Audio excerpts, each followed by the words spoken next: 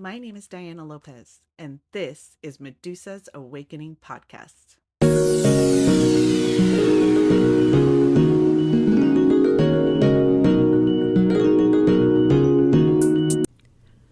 Trigger warning. This episode might address sensitive subjects that may be distressing for some listeners. Topics discussed include violence, sexual violence, childhood abuse, mental health issues, and substance abuse. Please be mindful of your own well-being while listening. If you find these topics triggering or difficult, seek support from a mental health professional or a trusted individual. We thank you for listening. Hello, everybody. Welcome back to another episode of Medusa's Awakening Podcast.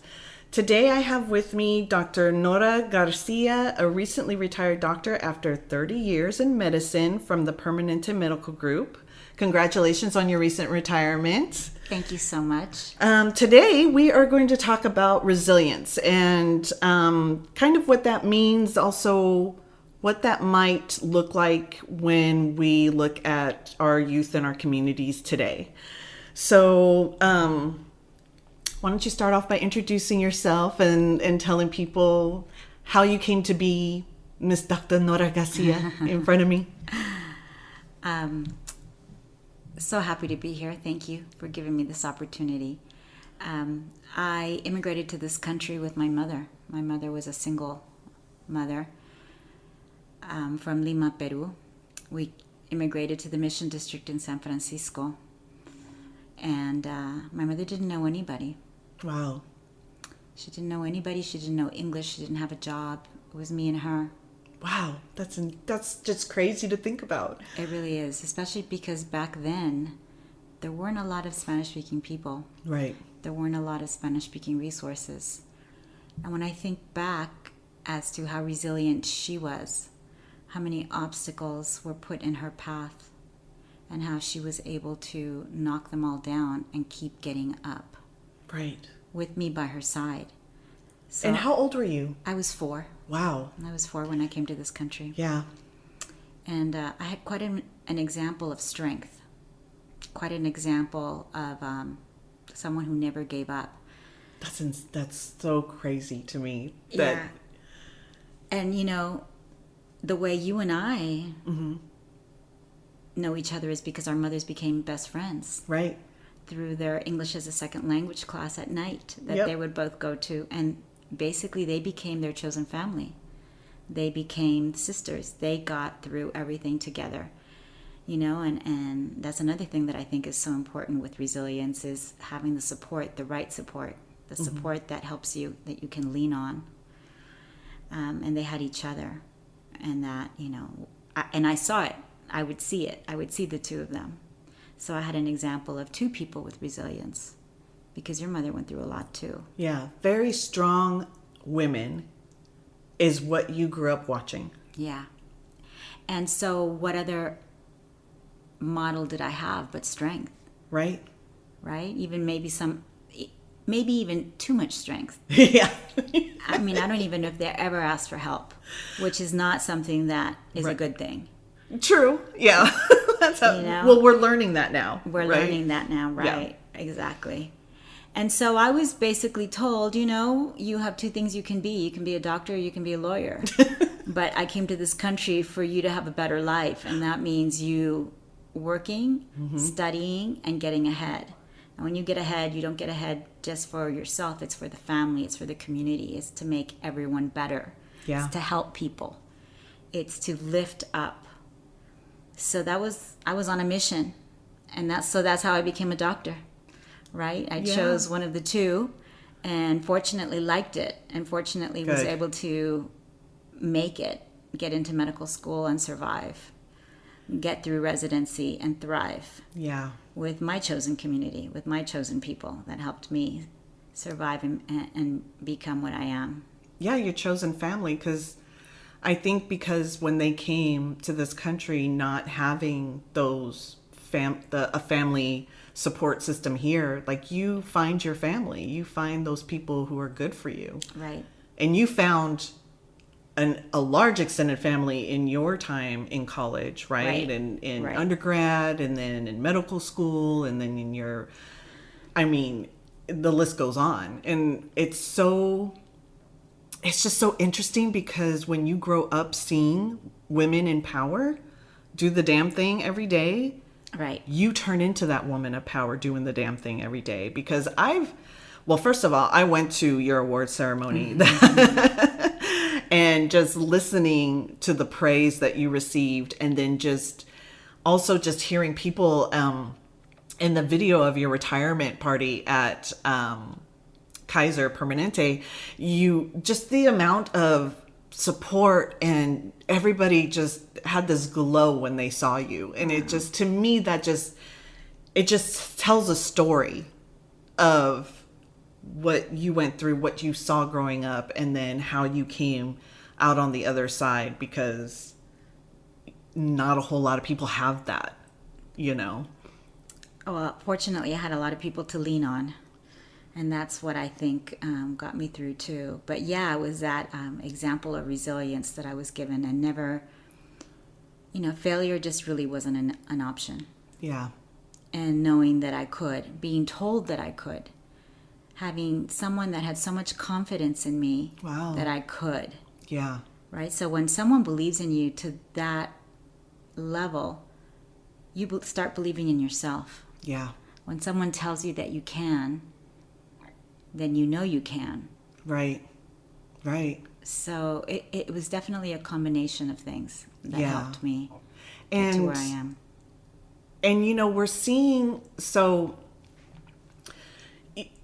in today's society, we see a lot of kids, especially here in the Bay Area, or a lot of youth, doing all the smash and grabs, street takeovers, the bridge takeovers, just to do the side shows and things like that. And, people are pissed, right? Because it inconveniences a lot of people, and, they steal cars in order to do this. And I look at these kids, and people are pissed at these kids, but I look at them like they don't have what you had. Look at how many of them did not grow up with this kind of support. This, to me, screams, these kids are crying for help.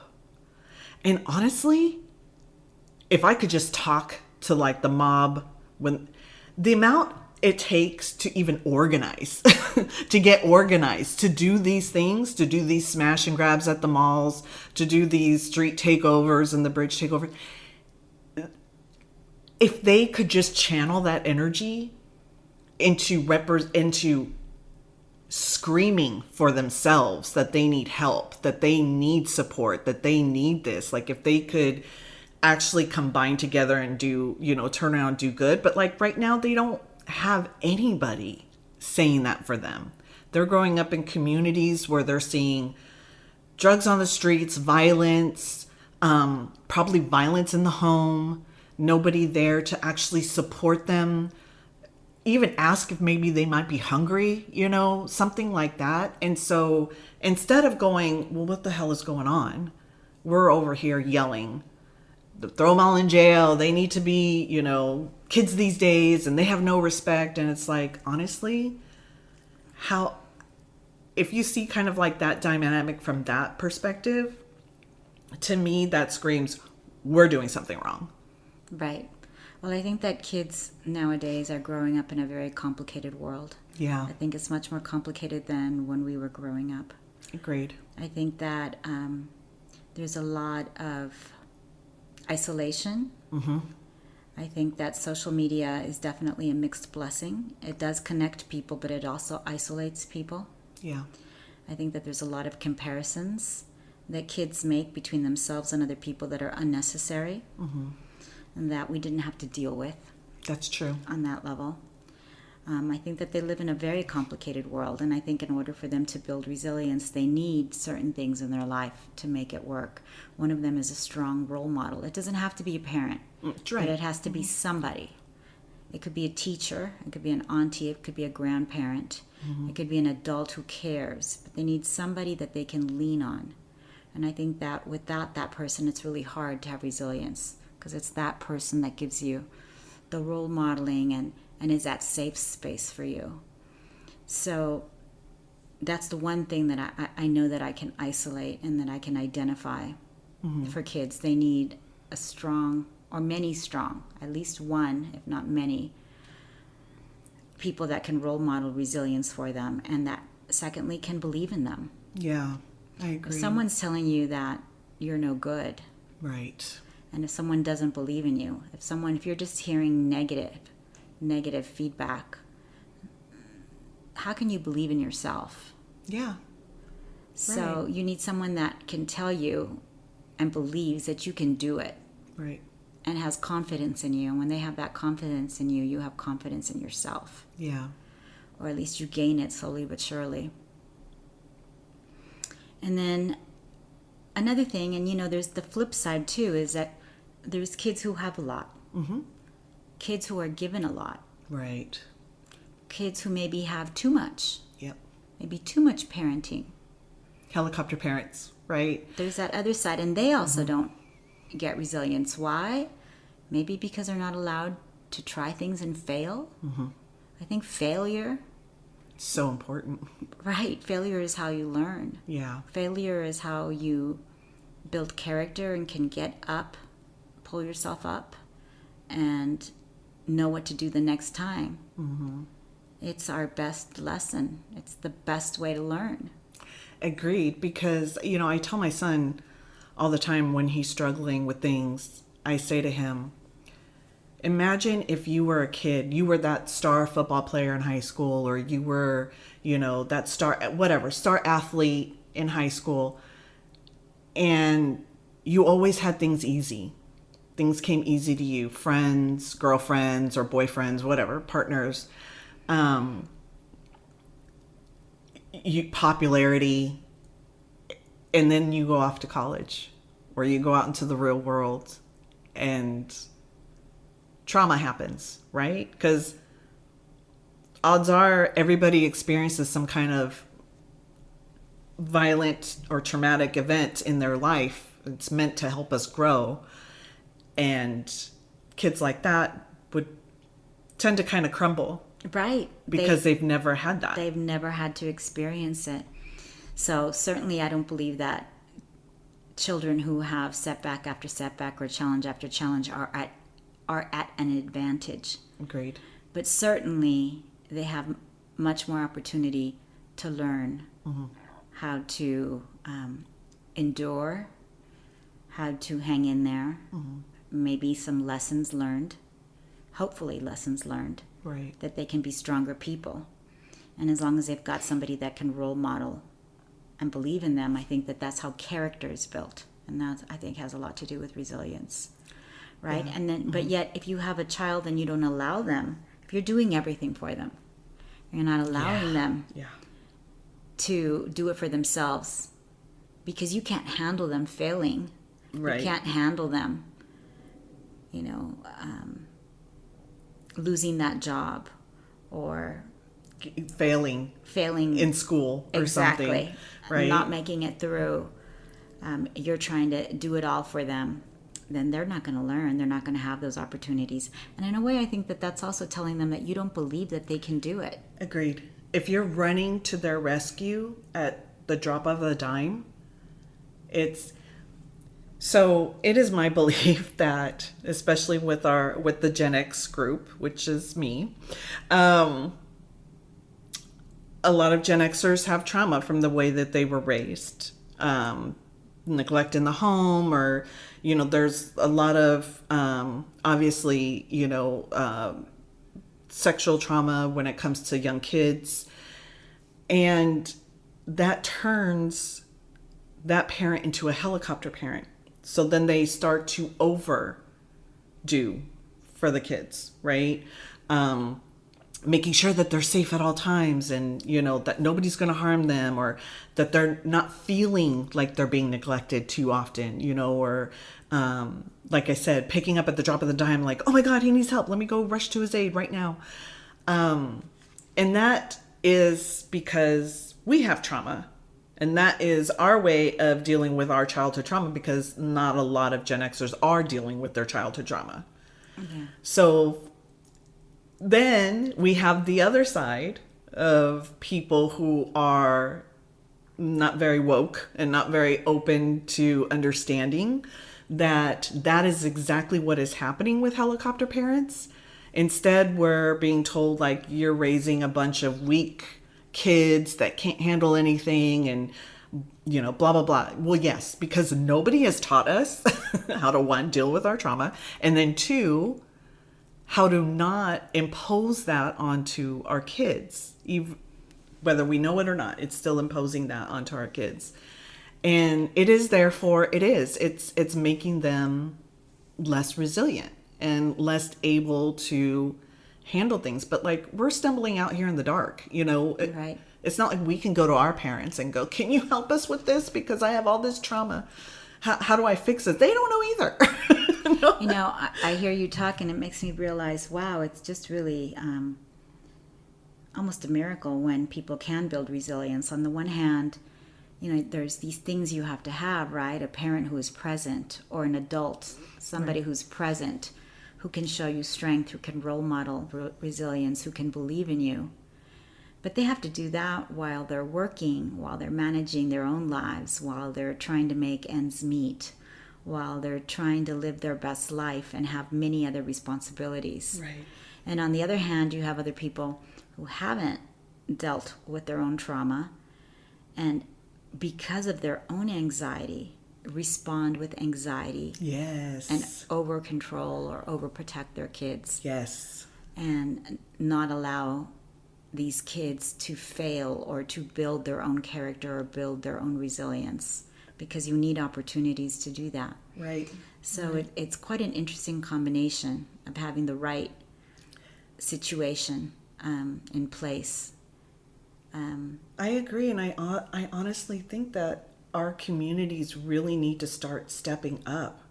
Like I've said this before, like there's other countries where kids can freely walk down the street because the community watches out for all kids, not just for their kids, but like we have often been not specifically taught, like just by seeing examples outside, that people are just worried about themselves. They just don't have that.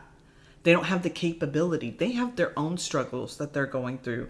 They have their own kids who have their own struggles that they're going through. So the thought of going, every kid in your community is your kid. Whereas like if you were outside putting groceries away and you see some kids riding bikes and, you're making sure like there's nobody weird around that's, following them or, approaching them, it has to be about each community has kids and those are our kids. But in a way, I think that goes against what American society is, right? It's very much an individualistic society, right, where you look out for the individual, mm-hmm. right? And you think about yourself. That might be really the bottom line when it comes to politics, right? Community over individual. Right. And but yeah, you're right. When we do, it takes a village. Yeah, right? That's what everybody says. It takes a village, and it certainly does. Yeah. So there's this. The thing that comes to mind is, I think it was in Oakland. There's obviously a lot of issues, carjackings, and then smashing the window and grabbing whatever's in the car, and I think it was a bunch of kids that stole a car, from what I remember, and got into an accident. And, the police came, the kids got sent to jail, and everybody was like, hooray, crime is being met with punishment, type of situation. And I immediately go, that's not helpful. Putting them in jail is not going to help them. I understand that people will go, but it deters, right, from them possibly doing it again. But lo and behold, the city of Oakland, or the DA in Oakland, I think, decided not to press charges and not put them in jail. But the parents were like, okay, but we need help. Right. Help us. Can you please provide something for our youth in our community? And these are their parents that were asking for the help, and the government just kind of goes, not our problem. But it is, right? Because as a society, it is our problem. The way we approach juveniles that are going into the system, especially for the first time. Right. The money goes towards incarceration or towards the police or towards punishment as opposed to prevention. The services. Rehabilitation. Right. So I think that ideally the prison system was supposed to be a rehabilitative system, right? And it's a far cry from that. Oh gosh, yeah. It's just all about the money. Rehabilitate. And when you think about how many people are addicts. Yep. And need rehab. Yep. As opposed to incarceration. Right. That over and over again happens daily. They don't get the rehab, they get the incarceration. And there are so many other examples of that. Yeah. Right? Yeah. I'm thinking about domestic violence victims. Right. If we had services in place to help them early on to escape or to be able to build their resilience or to be able to make a plan, as opposed to afterwards when we're trying to help them with, the damage and the trauma and punish. Right. It's and I just don't know really what the answer is. Yeah. Or how to approach this, but it's certainly we can identify the issues. Yeah, to me, right, I'm like, all you have to do is I just kind of look at the amount of taxes we all pay literally for everything. And that money goes overseas. For wars. And never back Defense. into our communities. When we ask for things to get funded, like nonprofits or resources, government resources that are needed, even funding for the police and funding for we are such a far cry. Like, it is one thing to have a police officer do what he's supposed to do as far as, I don't know, stop carjackings or show up when there's a shootout or what have you, right? Whenever violence is in the air. But when somebody's having a mental episode, right, these same police that just left out of a shootout should not be showing up at a scene trying to de-escalate somebody who's having a mental health crisis. Right. So I'm not necessarily saying defund the police, but I'm also saying I'm saying we need funding for those extra services. There are things that our police officers in uniform, they don't have access to that training. Right. I know that Fremont has a really good, I don't know what their unit is called, but they respond to patients with mental illness. Oh, wow. Okay. Yeah. So stuff like that. Yeah, and they don't come, with their batons out and their guns drawn. Right. They come with people who are trained to de-escalate a situation. And to offer support. Yeah. And to plug into the right services. Right. It makes so much sense to have a mental health unit. Right. Yes. In the police department that knows how to help people, because, my goodness, mental illness is it is an all-time high. Yeah, an all-time high. And we literally our resources are struggling. They're suffering. Was it Southern California that Kaiser's mental health department went on strike? Walnut Creek's went on strike. These people are screaming that our mental health services aren't efficient, sufficient. There's just not enough. Right. And they almost make us seem like, not Kaiser, I'm just saying, like, in general with the funding, when it comes to the funding from either your specific state government or from the federal government, they always make it sound like we gave you so and so millions of dollars, but then you're sending trillions of dollars overseas. How about we swap that? Why don't you put trillions of dollars into the U.S. communities, trillions of dollars into our healthcare system, mental health services, community resources, into childhood, into daycare. Yeah. You know, free daycare. How can mothers work, and how can mothers have financial power if they don't have a means to work because they have to take care of their kids? Exactly. And quality preschool so that kids start learning from the very beginning.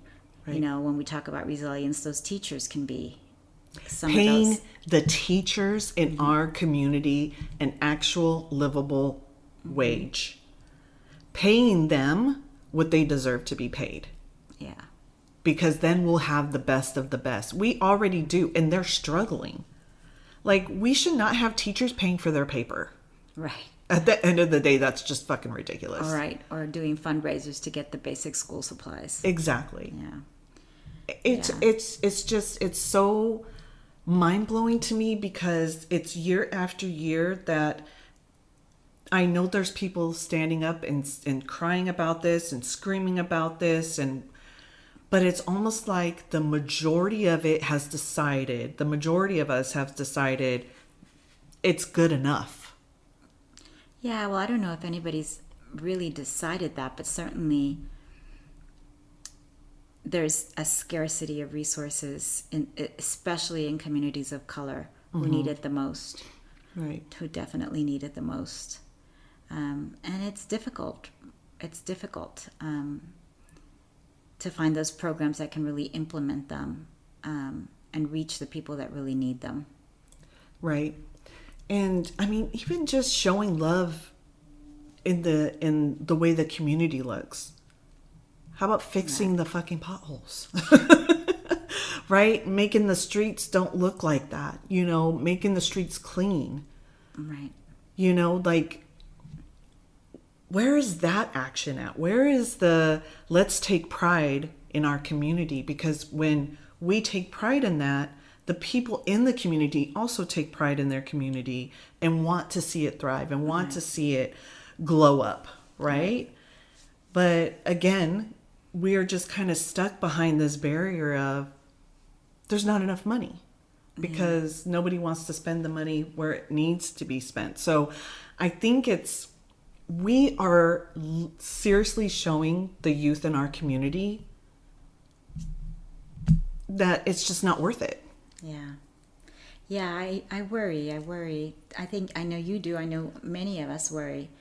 And yet I see examples of amazing youth that are building resilience, that are, able to forge ahead and develop amazing programs to help their communities and become leaders.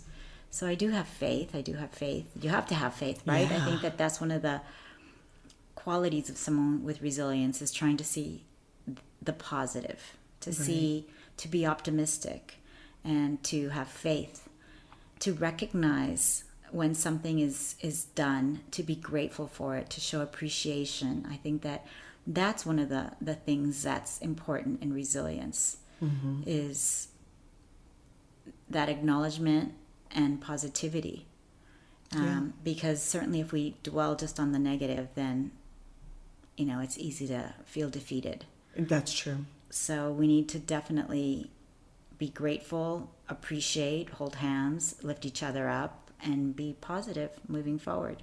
Yeah, and I think for the most part, a lot of teachers do try to start the day off on a good note. Like you just see videos of teachers high-fiving kids on their way into the classroom or doing a little dance with them. And honestly, I think that speaks volumes. That does a lot. Because kids, maybe they came out of a home where they didn't eat something before they left.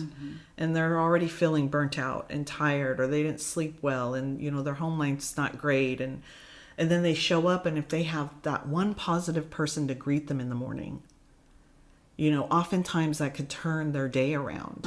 It's just like... yeah, it's amazing what our schools can do and what they do for our youth. There are definitely great examples of that, and amazing teachers. Yeah, I agree. I just wish that there could be more done for them in order to Right. like, because, you know, as time goes on and as the world just seems like it's always crumbling and the sky's always falling, right? Every time you turn on the news, the sky's falling every time. And it's never anything good, you know? It doesn't give us as adults a good outlook on life when we turn on the news. That's why I would choose not to watch the news anymore, because I'm like, first of all, they don't talk about the real things that they need to talk about. And second, it's just always the sky is falling. And it's just, how, if it's going to be like that for us, how is it going to be for the kids to see it? The kids are on TikTok and on all the social media platforms where they're watching this. They're watching adults go down in a ball of flames because they're constantly fighting. We're constantly fighting each other over either a political side, over whether being LGBTQIA plus is a sin, fighting over racism, you know, fighting over just your basic human rights. You know, I think that one thing that would go really far in schools or in churches or in community groups is service and volunteerism, because that's the opposite of what you're saying, right? When you give, when you serve, when you volunteer, when you don't think about yourself but you think about others, there's a certain quality that comes out in you that yes, it contributes to your resilience, but that certainly feeds your soul. Agreed. And certainly gives you that optimism. And you're surrounded by people who are also doing good works.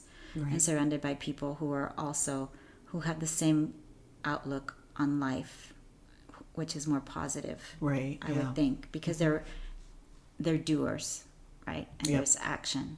So I think that that's a counterbalance to what you're doing. We need to be more open and more aware of the good things that are being done, because they're out there. Yeah. They're out there. Certainly they may not solve everything, but where are those heroes? Highlighting them, identifying them, acknowledging them, recognizing the work that they do and joining in and volunteering. And that's a way to help children also, I think, have resilience, build character. Is service. Yeah. Service to others. That's great. Yeah. I could totally see something like that. And I think, you know, it's not that I expect things to change just all of a sudden. Like, you know, all we have to do is just shove more money in the community and things are just going to shift. But it's this having this conversation to get more people aware of what you may not be looking at in your community. You know, on your drive home, you're seeing the homeless person on the corner and you're pissed, right? Oh my God, now this homeless person's here, or there's homeless people around here. How about it be more like, man, we need to do something in this community that helps them, and then it also helps us, because by helping them, it's helping the community. Right, helping each other, because it's certainly not good for anybody to be living on the streets or for us to just ignore it and step over them. Right. That's, you know.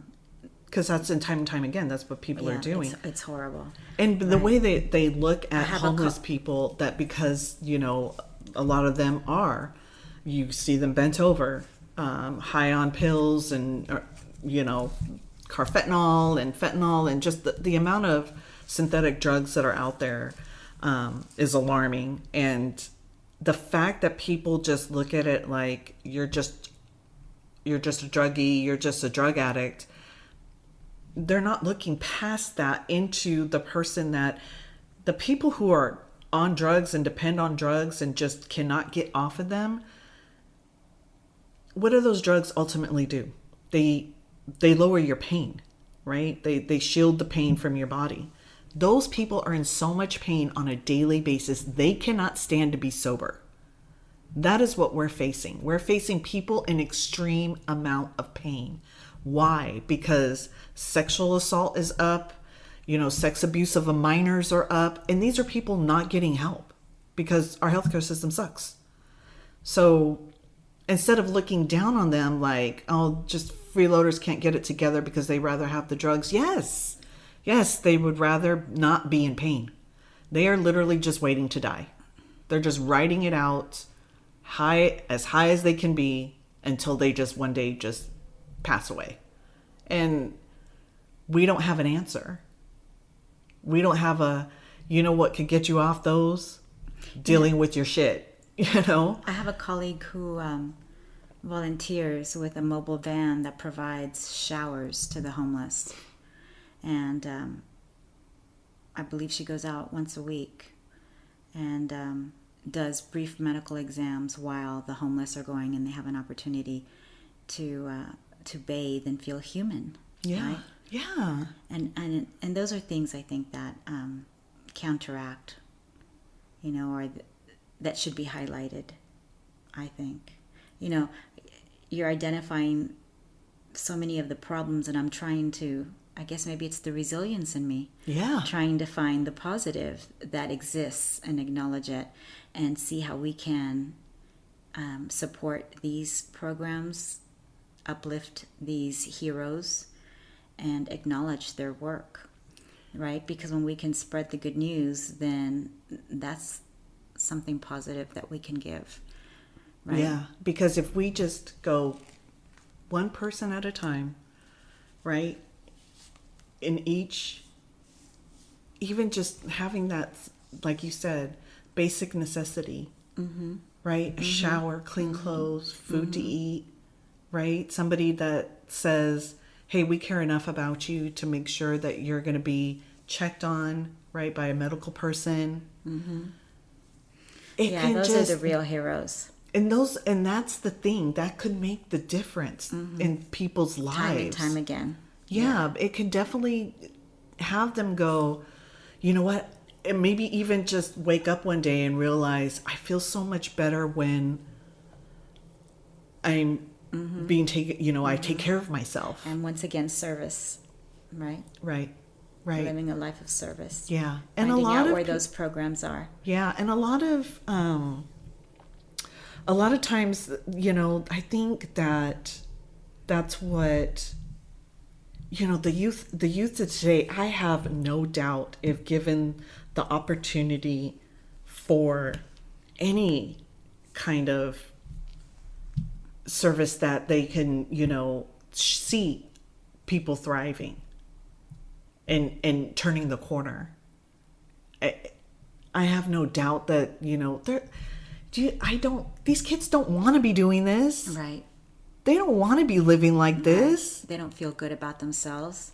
They Right. don't feel good about what they're doing, right? But we're missing a big opportunity for them. And yeah, I agree. I think, honestly, like I'm going to say it, I think a lot of more people need to step up, because there are so many people already who are they're out there doing their best to show up every day and help the people that want the help and show up for the youth in our community. But it's a struggle because, there's oftentimes not enough money. There's not enough help. All I know is, I look at the kids in our community and I just go, the way they act out is right. Like, no, you shouldn't be doing that. But, but the other part is, look how strong you are. You're just channeling it the wrong way, and like, why wouldn't you? Why would you not? Like, you literally have nothing in your life that's giving you like, hey, this is the right way to channel that kind of energy, or those, those kinds of thoughts. Let's support you and help you to reverse that, and I think these kids could do great things, honestly. Here. Well, thank you so much for joining me today on this episode. I really, really, really appreciate you and all your thoughts, and thank you. Oh, it was great talking to you. Thank you for this opportunity. Adelante. Actually, before I close out, I wanted to say a few things. The amount of people that have experienced some type of trauma, especially stemming from childhood, is astoundingly high. As Dr. Garcia mentioned, resilience stems from hope. Hope is such a simple yet effective word that can bring about change. But what are you to do when you have no hope? What are you to do when you are just so locked in those feelings of despair that you just cannot see your way out of it? You ask for help. You reach out. If you're a youth, reach out to your school. I know a lot of schools have wellness centers. You reach out to your school counselor. There are resources in your area, especially for kids. There are resources. They need to know this. Kids need to know that there are avenues they can take. Adults need to know there are avenues they can take. It is never too late to access that resilience inside of you.